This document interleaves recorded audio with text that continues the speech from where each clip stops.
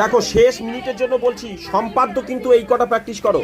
এই যে সরল সাধারণ স্পর্শক 3-4, এটা মোস্ট ইম্পর্টেন্ট 3-4। আর এখান থেকে প্রয়োগ দেখবে তোমরা, এই প্রয়োগটাকে ফলো করবে। আচ্ছা পেজ নম্বর 200, এই যে দেখতে পাচ্ছ 230 পেজ নম্বর, এই প্রয়োগটা আর এই দুটো দেখো। আচ্ছা এইবার পরিবৃত্তর ক্ষেত্রে এখানে লক্ষ্য করো, পরিবৃত্তর ক্ষেত্রে এখানে 3টে দেখো।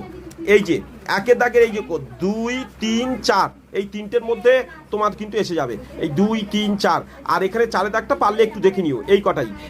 আর আমি তো সাজেশনের মধ্যে রেখেছিলাম, তোমাদের আগে জানিয়েছি। দেখো পরিবৃত্তর এই 1, 2, 3, 4টে, এই 4টে কিন্তু ইম্পর্টেন্ট। এইটা একবার পড়ে ফেলো কেমন ছিল এটাই। আর স্পর্শকের ক্ষেত্রে কীরকম দিতে পারে দেখো, ওই জিনিসগুলোই কিন্তু এখানে লেখা। এগুলো আমি তোমাদের শুধু জাস্ট একটু দেখাচ্ছি। এই যে দুটো, এই যে এই দুটো স্পর্শক। আর নিচে আমি এক্সট্রা হিসাবে দেখে রাখতো আয়তক্ষেত্র, সমান ক্ষেত্রফল বিশিষ্ট বর্গক্ষেত্র, যেটা এইটা আমি সাজেশনের মধ্যে দিয়েছি, এটা দেখে রাখো। আর একটা এইটা, অর্থাৎ ত্রিভুজের সমান ক্ষেত্রফল বিশিষ্ট বর্গক্ষেত্র, এইটা। এগুলো তোমাদের নয়, এগুলো হাই মাতাসের জন্য, এগুলো কমন এসেছে, এটা বাদে।